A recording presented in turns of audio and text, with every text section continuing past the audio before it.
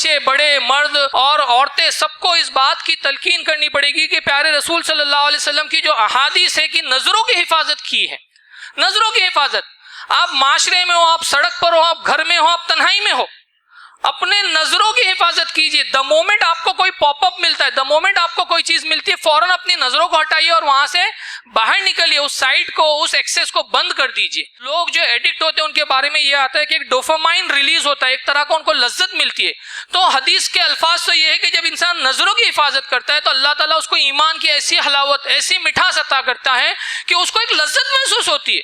तो हमको उस लज्जत को पाना है जो अल्लाह की इबादत के अंदर है, और सबसे पहली चीज उसके लिए हमको क्या करनी होगी, अपनी निगाहों की हिफाजत करनी होगी। खुदा ना खास्ता अगर हम इस हाल में कोई मोबाइल में, कोई ऐप में कुछ ऐसी चीज देख रहे और हमारी मौत आ गई, तो मौत तो कभी भी आ सकती है ना।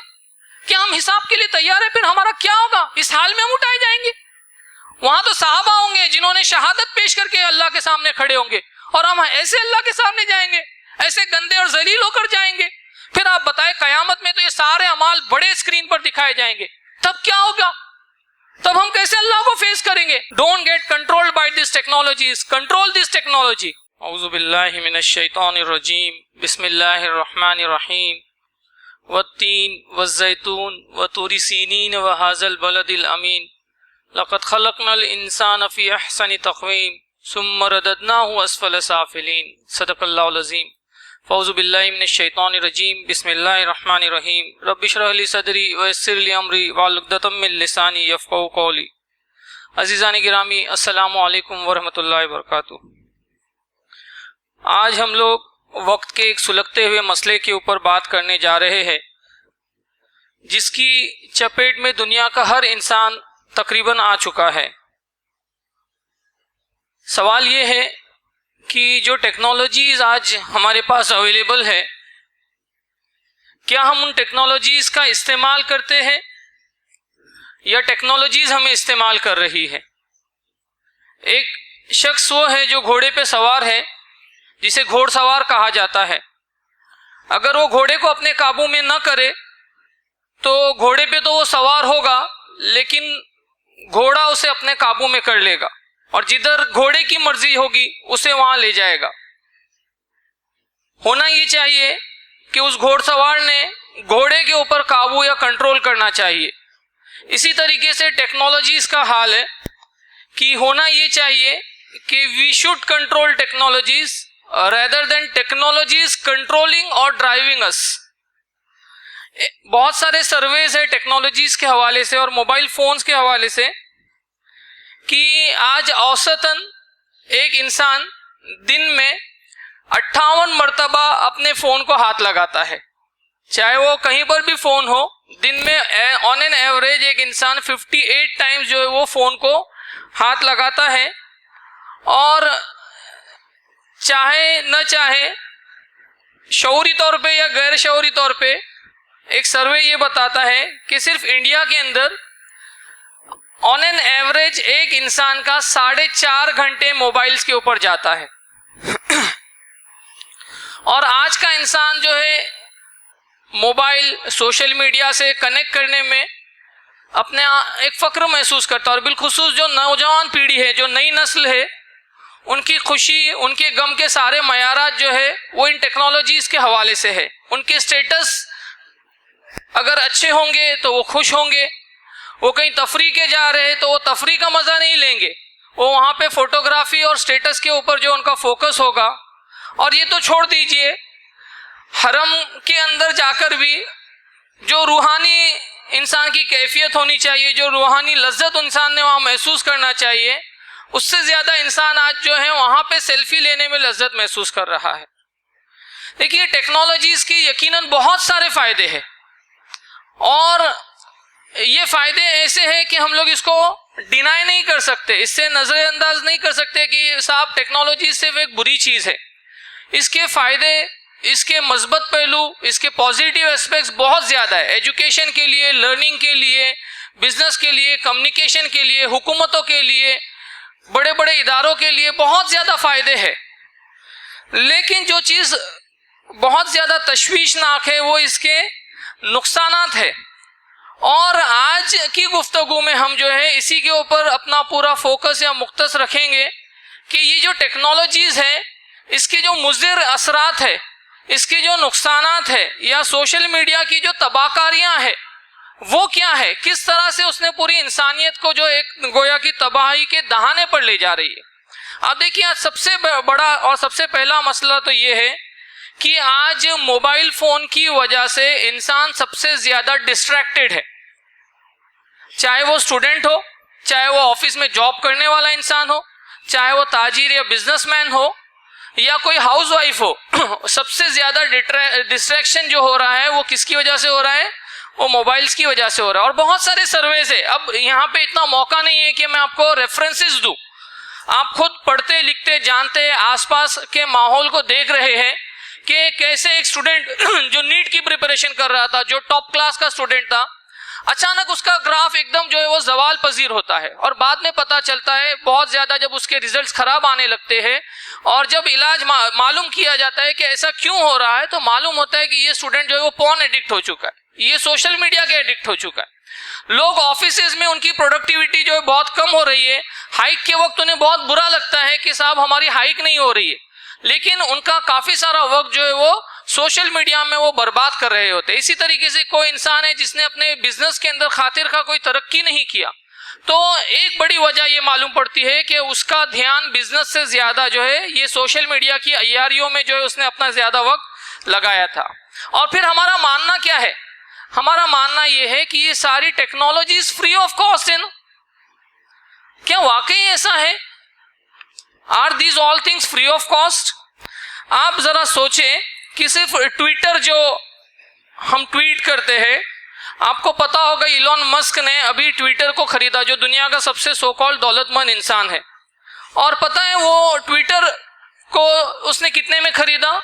हम तो ट्विटर जो है ट्वीट फ्री में करते हैं, 44 बिलियन की डील हुई, यानी 3,37,000 बिलियन रुपीस में उसने ट्विटर को खरीदा।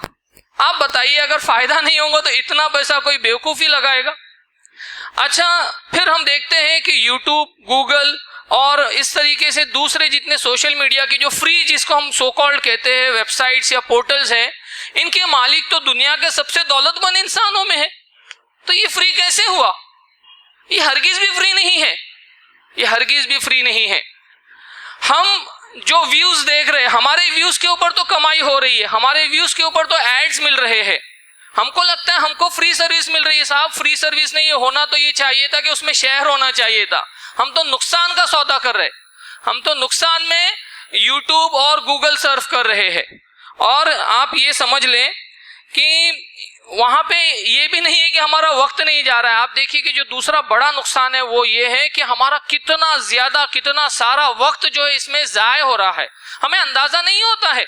लेकिन ऐसे ही यूं ही बैठे बैठे ही इंसान जो है सिर्फ ऐसे ऐसे करते में ही घंटों चले जाते हैं। और जिनको रात जगे का मर्ज लाक हो जाए, फिर उनकी तो क्या कहने, उनका तो दिन ही जो है वो सुबह 12 बजे शुरू होता है। यानी ये आप सोचे कि ये जो वक्त को किल कर रहा है ना, जो प्रोडक्टिव वक्त है इंसान का, उसको जिस तरीके से किल किया जा रहा है।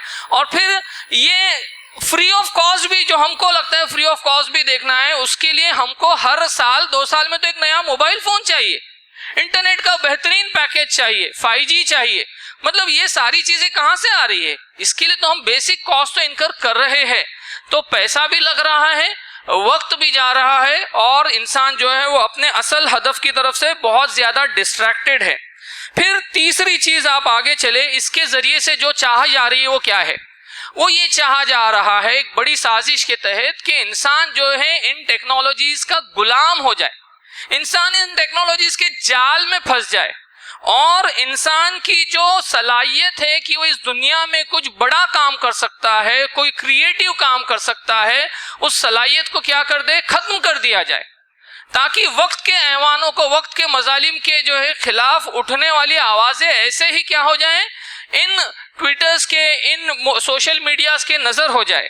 तो ये तीसरी बड़ी चीज है। फिर हम जानते हैं कि इसके नतीजे में इंसान जो है फिजिकली कितना उसका नुकसान हो जाता है, फिजिकल एक्टिविटी ऐसे ही कम हो जाती है, जहनी कैसे तनाव का इंसान शिकार हो जाता है, साइंटिफिक कितने अमराज है जो आंखों को और दिमाग को लाहक होते हैं। तो ये सारी चीजें हम जानते हैं। दूसरा बड़ा इशू क्या है? दूसरा बड़ा इशू ये कि इंसानी जो ताल्लुकात है आज उसकी जो पूरे एक तरह से इंसान को क्या किया गया है, डीह्यूमनाइज किया जा रहा है। डीह्यूमनाइज इंसानी ताल्लुकात में भाईचारगी, मोहब्बत, मेल मिलाप, ये सारी बुनियादी जो वैल्यूज थी, इन वैल्यू सिस्टम को क्या किया गया है। आज एक इंसान है जिसके सोशल मीडिया पे, फेसबुक पे हजारों फ्रेंड्स है, लेकिन इन टर्म्स ऑफ इमरजेंसी जब उसके वक्त रात बेरात जब उसको जरूरत पड़ती है, और हमने कोविड में ये देखा, उसकी मदद के लिए कौन थे बताइए? वो जो हजारों फ्रेंड्स थे जो लाइक्स और ये थम्स कर रहे थे, वो कहां थे? आज माँ के साथ, वालिदा के साथ जो रिश्ता है वो क्या है? लड़का अपनी वालिदा को मदर्स डे कहां विश कर रहा है? फेसबुक पे विश कर रहा है। और माँ क्या फेसबुक पे अवेलेबल भी है? उसके पास आज जो इंसानी हमारे जो इख्तिदार थे, जो वैल्यूज थी, बहुत बड़ी हद तक क्या कर दिया गया है, इन वैल्यूज को जो डीह्यूमनाइज किया गया। ये इसका बहुत बड़ा दूसरा नुकसान है। तीसरा बड़ा इशू क्या है? आज इंसान को एक वर्चुअल वर्ल्ड में ले जाया गया, एक मसनवी दुनिया में इंसान को ले जाया गया है, और ऐसी ऐसी चीजें बताई जाती है, ऐसी ऐसी चीजें पेश की जाती है, हर वॉक्स ऑफ स्पीयर से लेके, खाने से लेके, कपड़े से लेके, गाड़ियों से लेके, आदतों से लेके, हर चीज के बारे में एक ऐसी फिक्टिशियस, एक ऐसी वर्चुअल दुनिया पेश की जाती है कि इंसान को लगता है कि ये दुनिया कितनी खूबसूरत है, ये कितनी हसीन है, ये कितना अच्छा है, ये ऐसे पैसे कमाना चाहिए। और जब वो हकीकत की दुनिया में आता है तो ऐसा कुछ नहीं होता है, या नहीं होते जब देखता है तो इंसान अक्सर आप देखिए जो है वो डिप्रेशन और मायूसी का शिकार हो रहा है, और नफ्सियाती बीमारियों में जो है इंसान मुब्तला हो रहा है। तो ये तीसरी बड़ी जो नुकसान है सोशल मीडिया की, जो तबाहकारियां हैं, और इसी वजह से आप देखिए क्या सुसाइड रेट्स और क्राइम रेट्स में बहुत ज्यादा इसके वजह से इजाफा हो रहा है। चौथा जो बड़ा मसला जो दरपेश है वो क्या है, और वो बहुत संगीन मसला है, वो ये है कि बड़ी बड़ी हुकूमतें जो है आज इन सोशल मीडियाज के जरिए से या मुख्तलिफ मीडियाज के जरिए से क्या कर रही है, वो चाह रही है कि अपने नैरेटिव्स को सेट करे। साहब वारदातें हो रही है, अगर वारदात करने वाला आफताब है तो उसका नाम आफताब आएगा, लेकिन अगर वो कोई और मजहब से ताल्लुक रखता है तो उसका नाम नहीं आएगा, अ मैन किल्ड लिखकर आएगा। मतलब ये एक नैरेटिव है जो सेट किया जा रहा है ताकि माशरे को जो है वो पोलराइज किया जाए, जिससे जो पॉलिटिकल पे इख्तिदार है उनके फायदे जो इससे वाबस्ता है। तो बहुत सारे ऐसे नैरेटिव्स है जिसको सेट किया जाता है, और एक बहुत बड़ी टीम, ऐसी इतनी बड़ी टीम जो है खास तौर से इसके लिए तैयार की गई है। एक समझिए कि आज एक ऐसी फौज है जो इसके ऊपर काम कर रही है कि माशरे के अंदर सोशल मीडिया के जरिए से आज जो सुबह पोस्ट आता है, हमको लगता है कि ये को पोस्ट किसी ने ऐसे ही बना के डाला है, तो ऐसे ही बना के नहीं कोई डालता है। एक बड़ी टीम है जो बैठी है, जो बहुत सोच विचार करके इस पोस्ट को बना के माशरे में फैला रही है।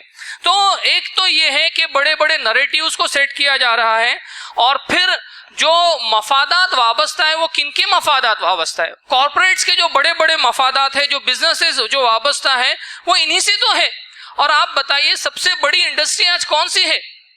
जो मल्टी ट्रिलियन इंडस्ट्री है, पोर्नोग्राफी इंडस्ट्री दुनिया की तीसरी बड़ी इंडस्ट्री है। आप सोचिए जरा कि बेहयाई, फहाशी, उरियानियत के वजह से जो कारोबार हो रहा है, जो मुनाफा हो रहा है, तो क्यों कर नहीं उसको वो लोग आम करने की कोशिश करेंगे? क्यों कर नहीं लोगों को इसके चपेट में लाने की कोशिश करेंगे? तो ये जो मतलब एक बड़ा एजेंडा है, और इसके तहत इस बात की कोशिश की जा रही है कि लोगों के अखलाक को, मॉरल्स को टारगेट किया जाए, और सबसे बड़ी बात यह कि इंसानों के अंदर से शर्म और हया को निकाला जाए। शर्म और हया को, जो इंसान का एक बहुत बड़ा जेवर है, खास तौर से खवातीन का, उनके अंदर से उसको क्या किया जाए, धीरे धीरे निकाला जाए और उसको नॉर्मल किया जाए। आज बच्चियां, लड़कियां जो है उस तरीके के कपड़े पहनने में फख्र महसूस कर रही है। क्यों? क्योंकि it is being made normal, इसको आज एक आम रिवाज बनाया जा रहा है। तो ये, और फिर आप देखिए छोटे छोटे मासूम बच्चों के हाथ में ऐसी ऐसी चीजें आ जाती है कि उनकी रूहानियत पूरी तबाह बर्बाद हो जाती है। इसका किसी को कोई लिहाज नहीं है। तो ये, और फिर इसके नतीजे में आप देखिए कि जो वुमेन्स के अगेंस्ट क्राइम बढ़ गया। आज का आप न्यूज़पेपर उठा के देखिए, इंडियन एक्सप्रेस पेज नंबर 3 पे 2 कल्याण के अंदर की एक ऐसी बर्बरियत की ये आई है, वाकया आया है कि दिल दहल जाता है, रोंगटे खड़े हो जाते हैं। फिर उसी तरफ उसके बाजू में एक सोशल मीडिया यूट्यूबर जो साउथ कोरिया की गालिबन है, उसके बारे में वाकया कि किस तरह उसके साथ जो है वाकया पेश आया। और ये वाकयात आए दिन हो रहे। Crime against women has increase tremendously due to all this that is happening on the social media. Social media पे ये जो चीजें हो रही है, इसकी वजह से आप देखिए इंसानों के ताल्लुकात खराब हो रहे हैं और बहुत सारे जो डाइवर्स के केसेस में इजाफा हो रहा है, उसकी एक बड़ी वजह ये है। तो ये मिन जुमला कुछ एक ऐसे बड़े नुकसानात है जो समाज देख रहा है। और आप ये देखें कि वालिदैन की या समाज की आंखें कब खुलती हैं, जब कोई बच्ची खुदा ना खास्ता अपने घर से अचानक हम सुनते हैं कि फला की बच्ची क्या हो गई, घर से भाग गई, या उसने क्या किया, वो मुर्तद हो गई। तब समाज क्या हो जाता है, जाग जाता है, चौंक जाता है, समाज में हो हल्ला मचता है। या कोई केस आता है कि एक लड़का अचानक क्या कर दिया, उसने कोई गेम खेलते खेलते सुसाइड कर दिया। कोई बच्चा है जिसने कोई ऐसा एक्सट्रीम स्टेप लिया कि जिसकी वजह से घर और पूरा माशरा जो है वो शर्मिंदा हो गया। या फिर हम देखते हैं कि कोई इंसान एक ऐसे कर्ज में मुब्तला हो गया कि जिसकी अदायगी उसके लिए नामुमकिन हो गई। और फिर जिस तरीके से बर्बरियत हो रही है, जिस तरीके से जो वाकयात पेश आ रहे हैं, वो इतने ज्यादा भयानक, इतने ज्यादा हौलनाक है कि इंसान के रोंगटे खड़े हो जाते हैं। आए दिन न्यूज़पेपर्स में आए दिन हम सुन रहे हैं, और ये इसमें दिन ब दिन इजाफा होते जा रहा है। तो भाई और बहनों, आज मकसद ये नहीं है कि हम सिर्फ इन मनफी पहलू को जो आपके सामने लाए और उजागर करें। कोशिश इस बात की भी होगी कि हम इनके मुमकिना हल क्या हो सकते हैं, वे फॉरवर्ड क्या है, इस पर भी कुछ गुफ्तगू करें। तो सबसे पहली चीज तो यहाँ पे पेरेंटिंग के हवाले से है कि पेरेंट्स को ये समझना चाहिए कि आप अपने बच्चे को क्या चीज दे रहे हैं। देखिए, इंग्लिश में एक कहावत है कि a child is given a trumpet and told not to blow because someone is dead. आपने बच्चे को खिलौना दिया और कहा कि बेटा बजाओ नहीं, खिलौना देके आप बच्चे को रोक रहे, क्यों? क्योंकि घर में किसी का इंतकाल हुआ है। सवाल ये कि आपने खिलौना दिया ही क्यों? आपको आइडेंटिफाई करना होगा कि बच्चे की जरूरत क्या है और ख्वाहिश क्या है, उसके बीच का जो फर्क है ना, उसको समझना होगा और उसके हिसाब से आपको फैसले लेने होंगे। भावुक होके, अपनी भावनाओं में बह के जो है हर फैसला बच्चों के मामले में, पेरेंटिंग के मामले में नहीं हो सकता, नहीं किया जाना चाहिए। और अगर हमने जरूरत के तहत बच्चों को मोबाइल, इंटरनेट का एक्सेस दिया है, तो फिर what are the precautions that we need to take is very important. आप आज देखिए, ब्लॉकिंग करने के लिए बहुत सारे वेबसाइट्स हैं जहां से इंटरनेट की बहुत सारी पॉर्न साइट्स जो है वो ब्लॉक हो सकती है, आप उसको कीजिए। और सबसे इंपॉर्टेंट ये है कि आप अपने बच्चों की जहन साजी कीजिए, उनके शऊर को बेदार कीजिए, उनको सही और गलत की तमीज सिखाइए, वरना ये माशरे को तो उन्हें फेस करना है। आप कब तक और कहां तक उनके साथ रहेंगे? उनको बताइए कि इन चीजों का सही इस्तेमाल क्या है, ये चीज आपने जरूरत के तहत ली है और इसका इस्तेमाल जरूरत पुरता ही होना चाहिए। जरूरत के बाद इसका इस्तेमाल क्या होना चाहिए, खत्म होना चाहिए। दूसरी चीज ये बताना चाहिए कि ये एक नियामत है, नियामत को देने वाला अल्लाह है, अल्लाह के सामने इस नियामत का जवाब देना है। और नियामत पाने के बाद जो रवैया होता है वो शुक्राने नियामत का रवैया होना चाहिए। तीसरी चीज ये समझानी चाहिए कि बेटा, कोई देखे चाहे नहीं देखे, अल्लाह हर वक्त तुम्हें देख रहा है। तुम कितनी भी तन्हाई में हो, कितने भी अकेले हो, कहीं भी हो, तुम्हारे हाथ में ऐसा मौका है कि कहीं दुनिया का कोई इंसान नहीं देख रहा है, लेकिन खुदा तुम्हें जरूर देख रहा है। चौथी चीज ये भी हमको बच्चों के सिलसिले में थोड़े से हसास होना चाहिए कि बच्चे प्राइवेसी में कितना रह रहे, अकेले में कितना रह रहे, सोशल लाइफ कितनी गुजार रहे, कहाँ वो उनका वक्त ज्यादा जा रहा है। ये सारी चीजें हमको जो है करनी होगी। और मैं आपसे कहूँ, आगे बढ़ के वालिदैन को एक रोल मॉडल की हैसियत से आना पड़ेगा। हम अपने बच्चों को तो कहते हैं कि बेटा ये मत करो, वो मत करो, लेकिन आप जानते हैं कि इंसानी नफ्सियात क्या है? बच्चे जो सुनते हैं वो नहीं करते हैं, बच्चे जो देखते हैं वो करते हैं। आप बच्चे को कितना भी कहिए कि बेटा झूठ बोलना गलत है, लेकिन घर में जब आपको कोई फोन आए, आप बच्चे को क्या कहते हैं? फोन पे कहोगे अब्बा घर में नहीं है, तो बच्चे क्या कर रहे, क्या सीख रहे? जो देख रहे वो सीख रहे। बच्चे आपको देख रहे, आप अपना कितना वक्त मोबाइल्स पर लगा रहे हैं। काम का काम जो है वो आप ऑफिस में कीजिए, लेकिन घर में आपकी चैटिंग, आपकी मसरूफियत, आपके एंटरटेनमेंट और फिर बहनें भी जो है इस बात का लिहाज रखें कि कितना वक्त आपका कॉल्स पे जा रहा है, कितना वक्त आपका चैटिंग के अंदर जा रहा है।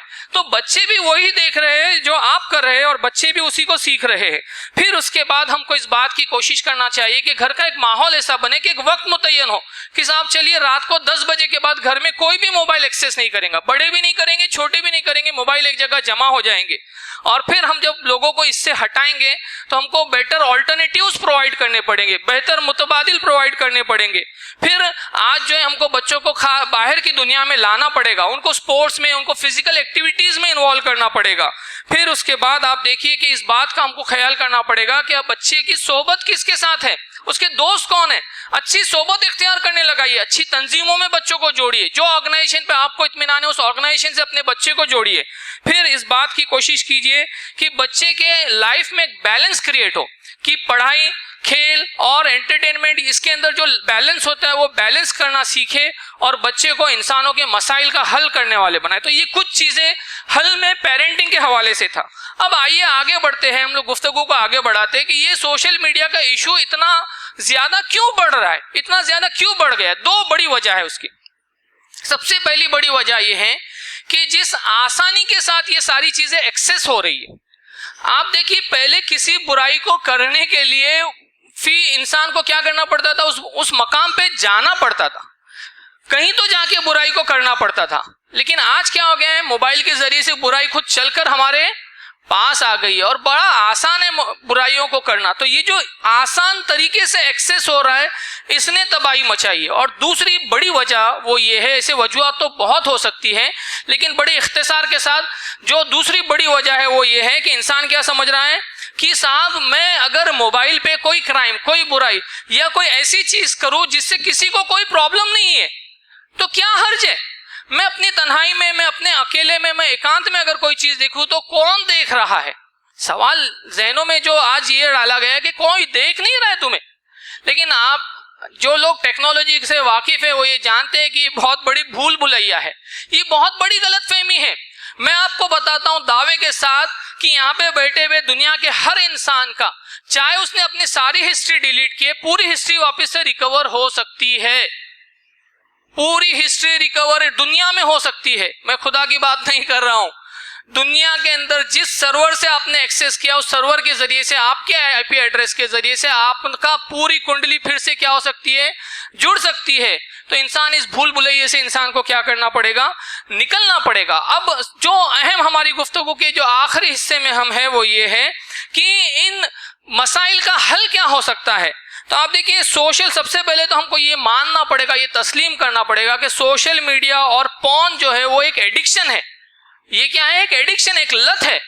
और इंसान जब तक इसको तस्लीम नहीं करेगा, वो कहेगा कि नहीं साहब मैं थोड़ी इसका एडिक्ट हूं, तो इंसान को अपने गिरेबान में क्या करना होगा, झांकना होगा। आज आप देखिए बहुत सारे ऐप्स ऐसे हैं जो आपका दिन भर का ये बताएंगे कि आपने दिन भर में कितना मोबाइल को एक्सेस किया, कौन सी वेबसाइट्स पे गए, कौन से ऐप्स को यूज किया, कितना टाइम कहां बताया, आपको पूरा वो ट्रैक मिलेगा। तो ऐसे ऐप्स अवेलेबल है और इंसान खुद अगर अपना एहतसाब करे तो उसका नफ्स भी उसे बता देगा कि तूने आज इतने घंटे इस काम में क्या कर दिया, लगा दिया। तो सबसे पहली चीज तो हमको ये समझनी होगी, जो कुरान की तालीम है वो ये है कि अल्लाह ताला सूरह बनी इसराइल में फरमाते हैं कि देखो जिनाखोरी के रास्ते के करीब भी मत जाओ।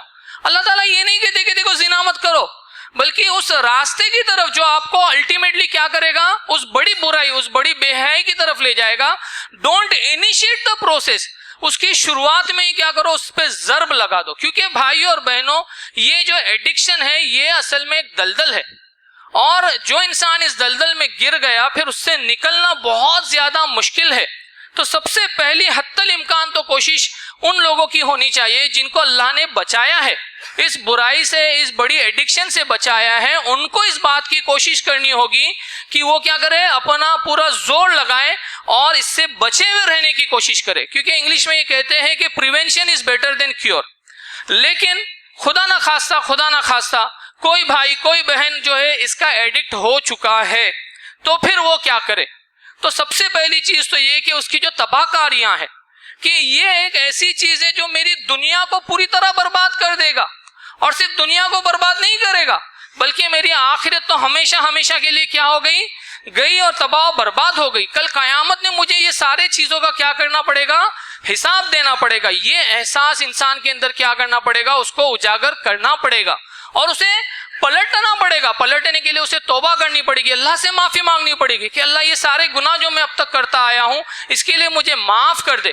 और तौबा के बाद जो है अगला कदम क्या है, उसे अज़्म करना होगा, उसे एक डिटर्मिनेशन करना होगा कि इंशाअल्लाह आज के बाद मैं इन बुराइयों के करीब भी नहीं फटकूंगा, इनको महज अपनी जरूरत की तरह जो है वो इस्तेमाल करूंगा और अपने वक्त को हरगिज भी क्या करूंगा, बर्बाद नहीं होने दूंगा। और जितना मैं एडिक्ट हूं, जिस लेवल पे इंसान एडिक्ट है उस लेवल पे उसे क्या करना होगा, डी एडिक्शन की तरफ जाना पड़ेगा। डी एडिक्शन क्या है, हमको उसके एक्सेस को उतना ज्यादा क्या करना पड़ेगा, कम करना पड़ेगा। मोबाइल को ही सबसे पहले तो मुमकिन है तो कम से कम हाथ लगाइए, व्हाट्सएप में कम से कम जाइए।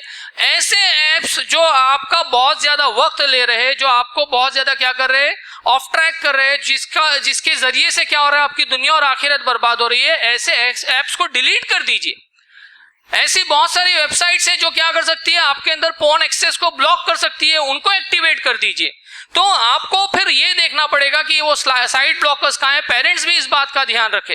फिर उसके बाद बहुत सारी नोटिफिकेशंस है भाई और बहनों, जो हमारा ध्यान क्या करती है, खामखा अपनी तरफ आकर्षित करती है। उन नोटिफिकेशंस को हमको क्या करना पड़ेगा, ऑफ करना पड़ेगा। और इस बात की कोशिश करें कि हम जो शुरुआत करेंगे, हम एकदम से मुमकिन है पहले एक दिन के लिए अज़्म कीजिए कि आज पूरा दिन जो है मैं क्या करूंगा, इस बुराई की तरफ भी नहीं जाऊंगा। या तो मैं मोबाइल फ्री डे मनाऊंगा, हफ्ते में एक दिन मोबाइल फ्री डे होगा, हफ्ते में एक दिन व्हाट्सएप फ्री डे होगा।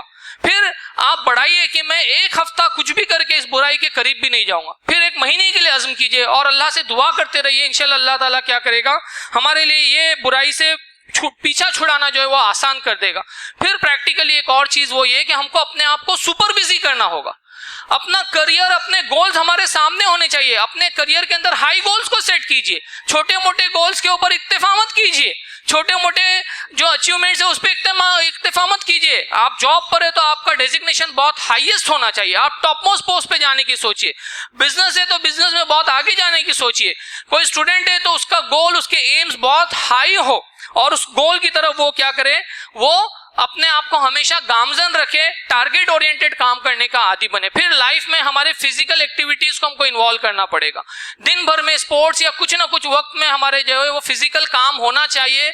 हत्ता ये कि रात में जब सोने के लिए बिस्तर पर आए तो इतने थके हुए हो कि मोबाइल उठाने से पहले हम सो जाए, हमारी ये कैफियत बननी चाहिए। फिर उसके बाद आप देखिए, हमको अपनी फैमिली के लिए वक्त निकालना पड़ेगा। कुछ वक्त फैमिली के साथ, वालिदैन के साथ, अहलो अयाल के साथ हमको बिताने की आदत डालनी पड़ेगी। फिर उससे आगे बढ़कर मैं कहूं तो सिर्फ अपने लिए क्या जीना, इंसानों की मदद के लिए ये देखना पड़ेगा कि हम इंसानी कॉज के लिए क्या काम कर रहे। और फिर ये अज़्म कीजिए कि ये जो बुराइयां जो इंसानों को अपनी चपेट में ले रहे हैं, हम इनके जो मजबूत पहलू है, इनके जो पॉजिटिव एस्पेक्ट्स है, उसको दुनिया के सामने लाएंगे, उसको इस्तेमाल करके दिखाएंगे, उसका सही इस्तेमाल दिखाएंगे और बुराई को खत्म करने के लिए बुराई के खिलाफ आवाज उठाएंगे। हम एक ऐसी मुहिम को छेड़ेंगे कि जहां से ये बुराइयां जो है वो खत्म हो। तो ये जब तक नहीं होगा, जब तक इंसान कोई एक नज्म के, एक निजाम के ऊपर, एक सिस्टम को ऐसे लाने की नहीं कोशिश करेगा जहां पे बुराइयां खत्म हो, तन्हा उसकी कोशिशें बहुत ज्यादा अप्रिसिएशन नहीं हो सकती है। आप देखिए, गवर्नमेंट के पास बहुत सारा पावर है। आज हमको मालूम नहीं है इंडियन गवर्नमेंट ने कितने सारे साइट्स को ब्लॉक करके रखा हुआ है। तो अगर आप सोचिए एक निजाम रहमत, निजाम अदल किस्त कायम हो जाता है तो इंसानियत के लिए ये सारी चीजों का एक्सेस ही खत्म हो जाएगा। फिर उसके बाद तीन बड़ी चीजें जो आखिर में आपके गोशे गुजार करनी है वो ये कि सबसे पहले तो अपनी निगाहों की हिफाजत करने की आदत डालिए। बच्चे, बड़े, मर्द और औरतें, सबको इस बात की तलकीन करनी पड़ेगी कि प्यारे रसूल सल्लल्लाहु अलैहि वसल्लम की जो अहादीस है कि नजरों की हिफाजत की है। नजरों की हिफाजत, आप माशरे में हो, आप सड़क पर हो, आप घर में हो, आप तन्हाई में हो, अपने नजरों की हिफाजत कीजिए। द मोमेंट आपको कोई पॉपअप मिलता है, द मोमेंट आपको कोई चीज मिलती है, फौरन अपनी नजरों को हटाइए और वहां से बाहर निकलिए, उस साइट को, उस एक्सेस को बंद कर दीजिए। तो सबसे पहली चीज जो प्यारे रसूल सल्लल्लाहु अलैहि वसल्लम ने सिखाई है। और आप देखिए कि लोग जो एडिक्ट होते हैं उनके बारे में यह आता है कि एक डोपामाइन रिलीज होता है, एक तरह का उनको लज्जत मिलती है। तो हदीस के अल्फाज तो यह है कि जब इंसान नजरों की हिफाजत करता है तो अल्लाह ताला उसको ईमान की ऐसी हलावत, ऐसी मिठास अता करता है कि उसको एक लज्जत महसूस होती है। तो हमको उस लज्जत को पाना है जो अल्लाह की इबादत के अंदर है। और सबसे पहली चीज उसके लिए हमको क्या करनी होगी, अपनी निगाहों की हिफाजत करनी होगी। फिर दूसरा एक बहुत अहम फेल है वो ये कि आप देखिए प्यारे रसूल सल्लल्लाहु अलैहि वसल्लम ने हजरत बिलाल रज़ियल्लाहु ताला अन्हु से पूछा कि बिलाल क्या बात है कि मैं जन्नत में तुम्हारे कदमों की आहट अपने आगे देखता हूं। हजरत बिलाल रज़ियल्लाहु ताला अन्हु ने कहा कि अल्लाह के रसूल सल्लल्लाहु अलैहि वसल्लम, मैं हमेशा क्या करता हूं, जब भी वजू से होता हूं तो मैं 2 रकात नफिल पढ़ता हूं, जब भी बावजू होता हूं तो 2 रकात नफिल नमाज पढ़ता हूं। और आगे सुनिए, और जब भी मेरी वजू टूट जाए मैं फिर वजू करता हूं। तो क्या बात समझ में आ रही है, जन्नत में कौन सा अमल ले जाएगा? अगर हम हमेशा बावजू रहेंगे, आप घर से निकलते वक्त वजू कीजिए, कॉलेज में जाइए तो वजू कीजिए, ऑफिस में जाएंगे तो वजू कीजिए, बावजू रहने की आदत डालिए, बड़े फायदे हैं। यहाँ मौका नहीं है कि वो सारे फवाइद आपके सामने लाए, सिर्फ इतना समझिए कि ये वो अमल है जो इंशाअल्लाह हमको क्या करेगा, जन्नत में ले जाएगा। और आखिरी चीज ये, इंसान ये समझता है कि कोई नहीं भी देख रहा है तो क्या हुआ, साहब अल्लाह ताला तो देख रहे, हर चीज का रिकॉर्ड कर रहे। अब्दुल्ला बिन उमर रज़ियल्लाहु ताला अन्हु के बारे में आता है कि मदीना से दूर वो जो है एक जगह थे, एक बकरियां चराने वाला लड़का मिला उनको।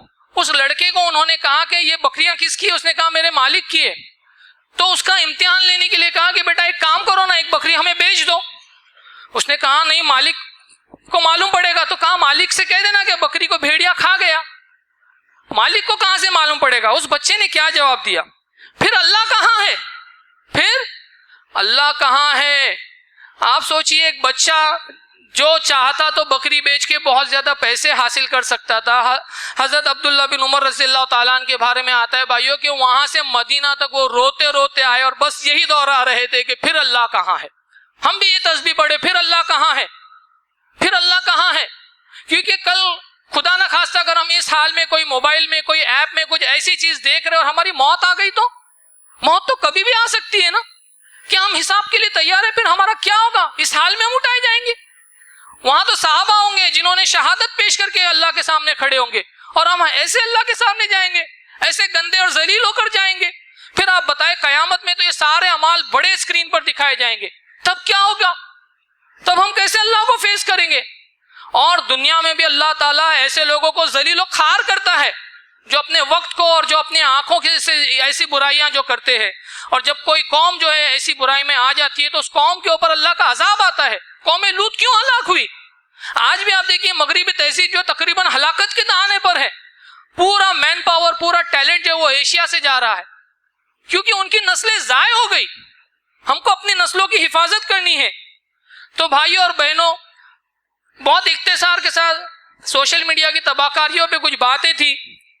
आखिर में यही है कि घटातोप जो अंधेरा है उसमें उम्मीद की अगर कोई किरण है तो मोमिन है, कि मोमिन न सिर्फ अपने दामन को सोशल मीडिया के इन एडिक्शन से बचाएगा, फोन के इस एडिक्शन से बचाएगा, बल्कि उसका सही इस्तेमाल दुनिया को बताएगा, उस बुराई को खत्म करने के लिए आवाज उठाएगा, एक ऐसे निजाम की कोशिश करेगा, एक ऐसे सिस्टम की कोशिश करेगा जो सारी बुराइयों को खत्म करेंगी, जहां अदल और इंसाफ हो, जहां इंसानियत जो है वो बड़े आराम से रहे। और फिर आखिर में अल्लामा इकबाल के इस शेर पे कि तू शाहीन है बसेरा कर पहाड़ों की चट्टानों में, तू शाहीन है बसेरा कर पहाड़ों की चट्टान में। You have to fly high, you have to conquer the world, don't get controlled by this technologies, control this technology. ये आपको ये लिए टेक होम मैसेज है कि हमको इन टेक्नोलॉजीज को कंट्रोल करना है और इस दुनिया को फतेह करना है और इस्लाम का बोलबाला करना है। आमीन व आखिर दान अल्हम्दुलिल्लाहि रब्बिल आलमीन। अस्सलाम वालेकुम।